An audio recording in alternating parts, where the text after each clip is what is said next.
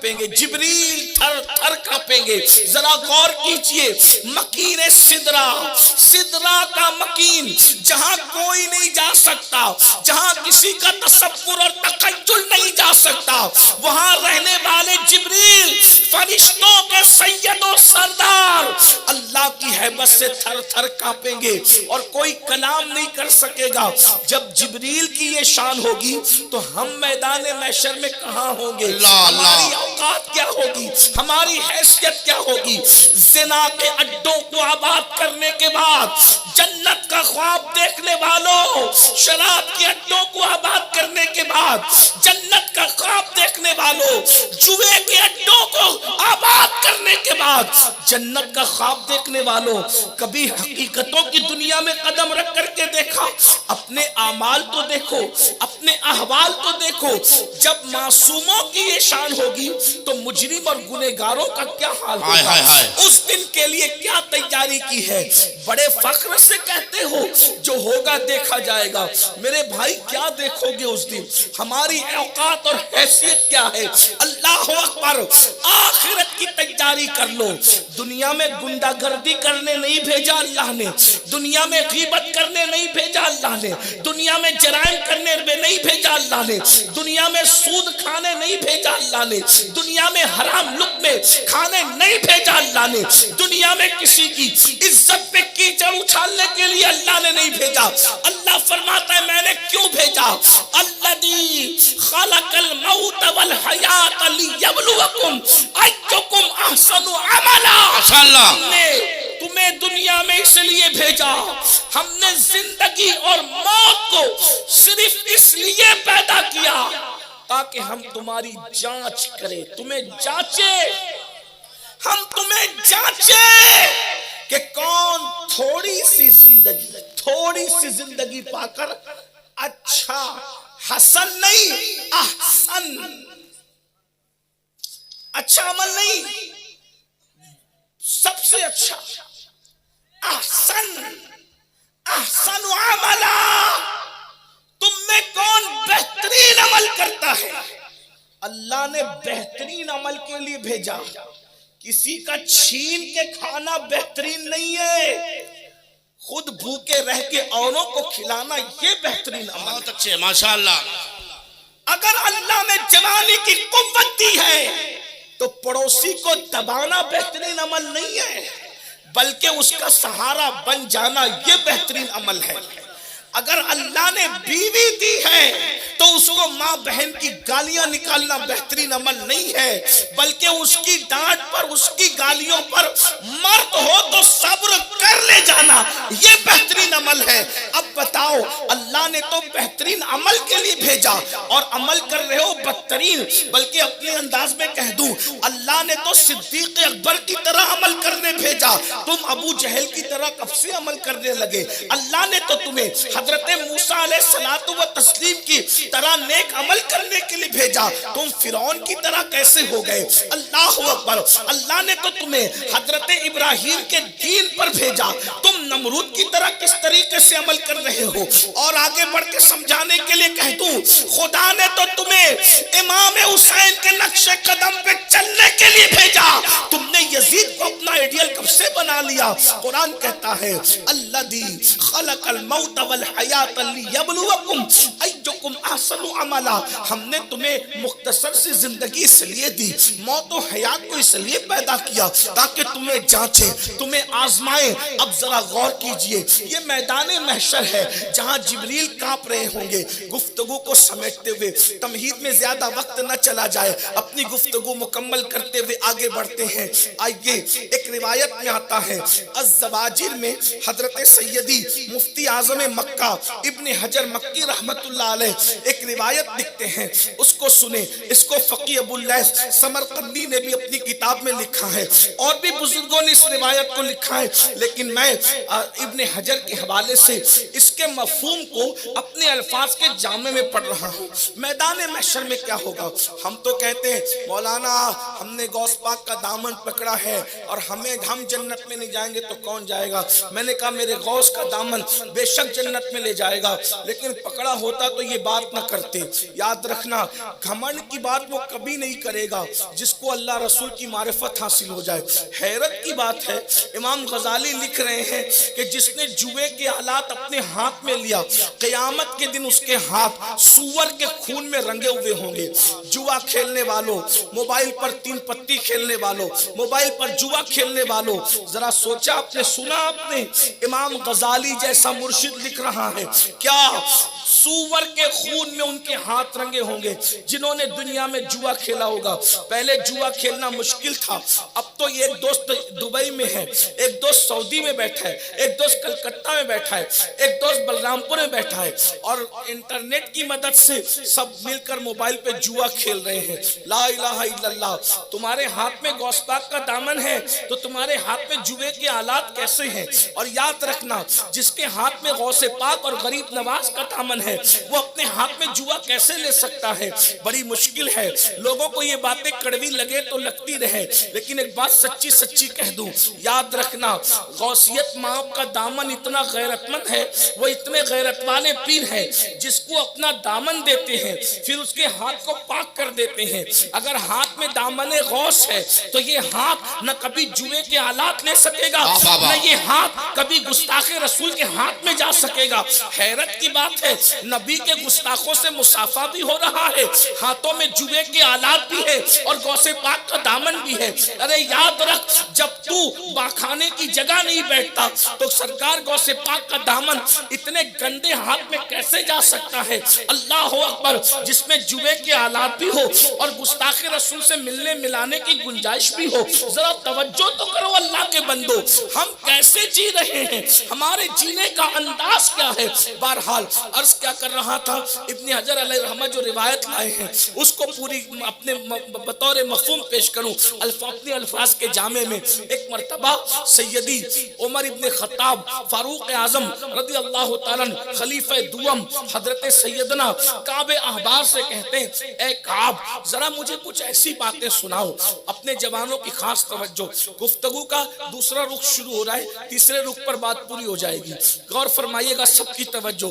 میں کوئی آپ کے سامنے خطابت نہیں کر رہا، میں نے صرف آپ کی بارگاہ میں اپنے دل کا درد پیش کرنا ہے۔ کتنے لوگ محسوس کر سکتے ہیں میں ذرا دیکھنا چاہتا ہوں۔ فاروق اعظم نے ہاتھ نہیں اٹھانا، بس آپ محسوس کر رہے ہیں، اللہ آپ کو سلامت رکھے، لیکن وہ نظر آئے گا، پتا چلے گا کتنے لوگ محسوس کر رہے ہیں یا کتنے محسوس کر سکتے ہیں۔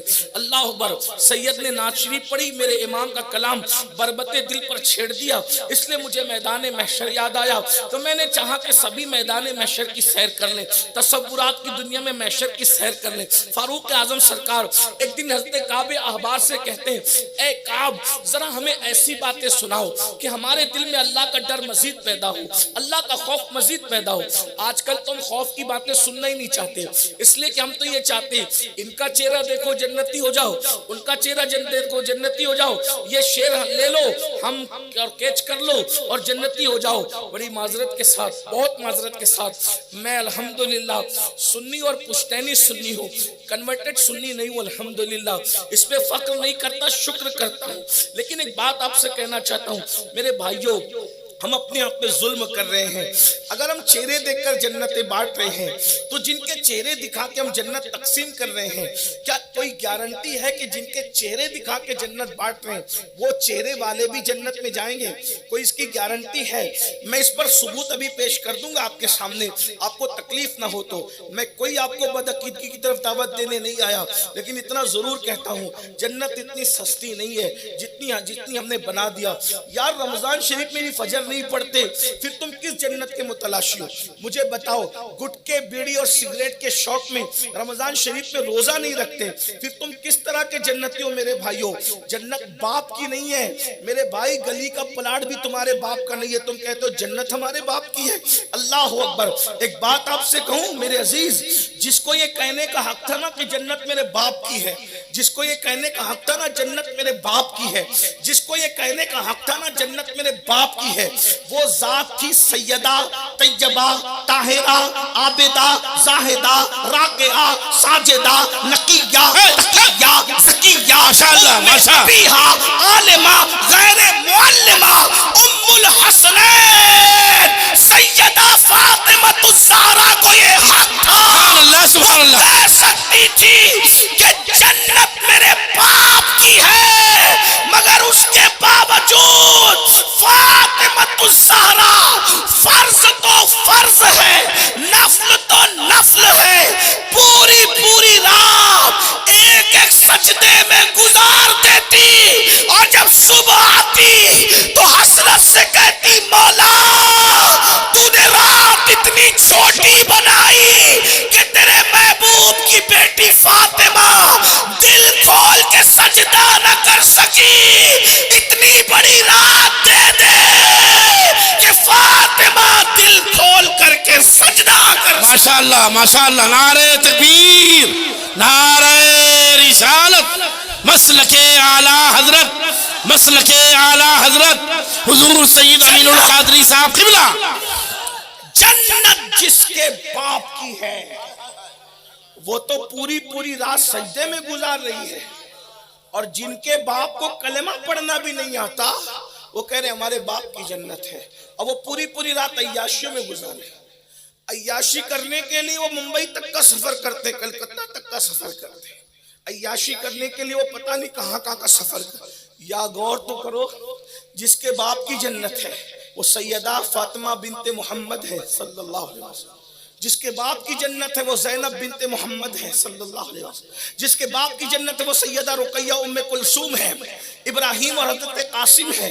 حیرت ہے، اور یہاں کچھ بھی نہیں ٹھکانا ہے۔ ایک بات آپ کو میں تو لرزتا ہوں، اگر کسی اچھے عالم سے ہم اپنا وضو اور غسل چیک کرائیں تو شاید وہ ہمیں پاس کر دیں۔ جب دنیا کا کوئی اچھا عالم معتبر عالم ہمارا غسل اور وضو چیک کرے تو ہم فیل ہو جائیں، اگر وہ علام الغیوب چیک کرے گا تو کیا ہوگا؟ کبھی سوچو تو صحیح، کبھی غور کیا اس پر؟ بہت بڑی بڑی ڈینگیں نہ مارو، تھوڑا خیال کرو۔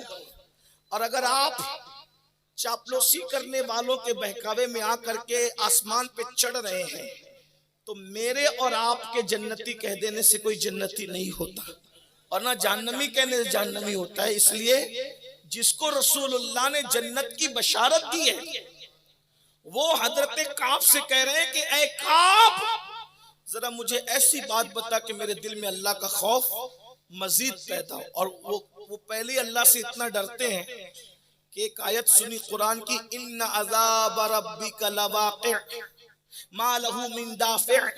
جب اس آیت کو سنا کہ تیرے رب کا عذاب واقع ہو کے رہے گا اور وہ عذاب کو کوئی دور نہیں کر سکتا، یعنی جب اللہ عذاب نازل کرنے کا فیصلہ کر لے تو اس عذاب سے تجھے کوئی بچا نہیں سکتا۔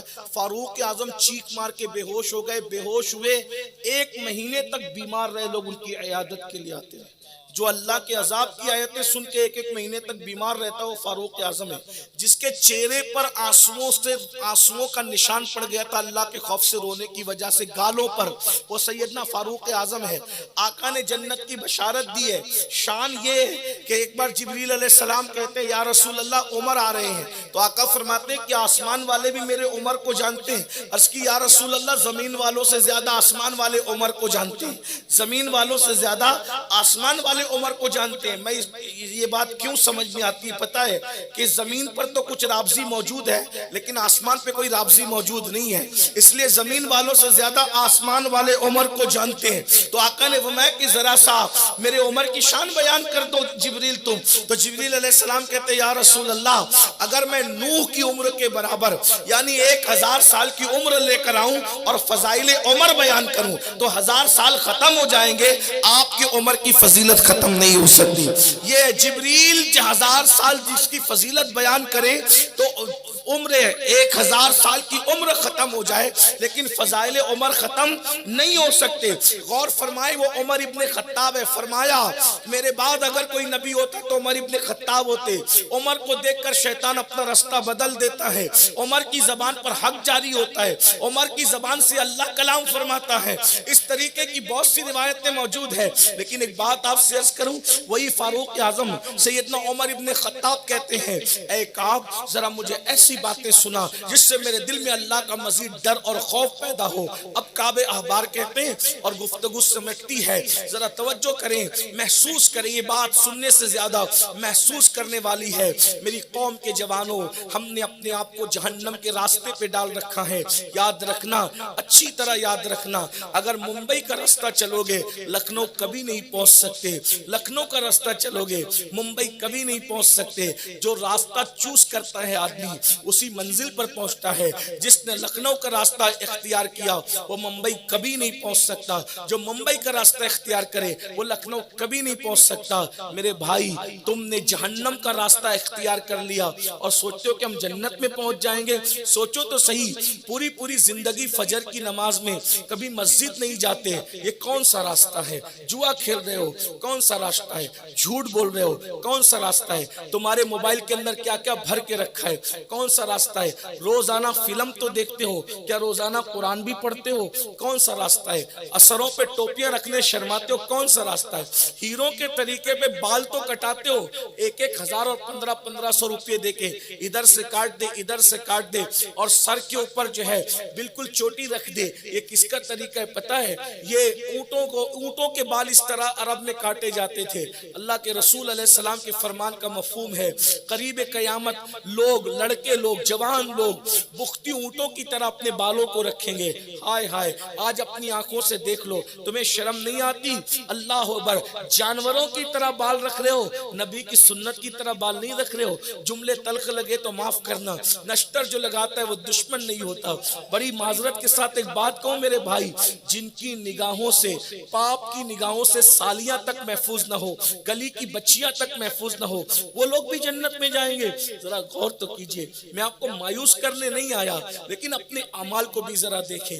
راتوں کو کیا دیکھتے ہو, کون سی راتوں کو کس طریقے سے گزارتے ہو, راتیں کیسی گزر رہی ہے, ذرا غور کرو, پھر سوچو. اللہ اکبر. سیدنا فاروق اعظم کہتے ہیں کہ کعب ذرا ایسی باتیں سنا جس سے میرے دل میں اللہ کا ڈر, خوف مزید پیدا ہو. کعب احبار کہتے ہیں امیر المومنین, اللہ قیامت میں میدان محشر میں جب لوگوں کو جمع کرے گا تو اللہ تعالیٰ فرشتوں کو حکم دے گا, فرشتوں جاؤ اور جہنم کو لے کر کے آؤ, فرشتوں جاؤ اور جہنم کو لے کر کے آؤ. فرشتے جائیں گے اور 70,000 لگامیں جہنم کے منہ میں ڈالیں گے. یہ محشر ہے, یہ قیامت ہے, جس کے بارے میں ہم کیا کہتے ہیں, جو ہوگا دیکھا جائے گا. اللہ اکبر. غور کیجئے, شاعری کی دنیا الگ ہے, حدیثوں کی دنیا الگ ہے, تخیلات کی دنیا الگ ہے, حقیقتوں کی دنیا الگ ہے. اللہ اکبر. سن لیں آقا علیہ الصلوۃ والتسلیم کے غلاموں, فرمارے کعب احبار کہ 70,000 لگامیں جہنم کے منہ میں ڈال کر فرشتے کھینچ کر لائیں گے. ابھی جہنم کے اور پبلک کے درمیان 100 سال کا فاصلہ ہوگا. کتنا؟ 100 سال. 100 سال کا فاصلہ ہوگا پبلک اور جہنم کے درمیان.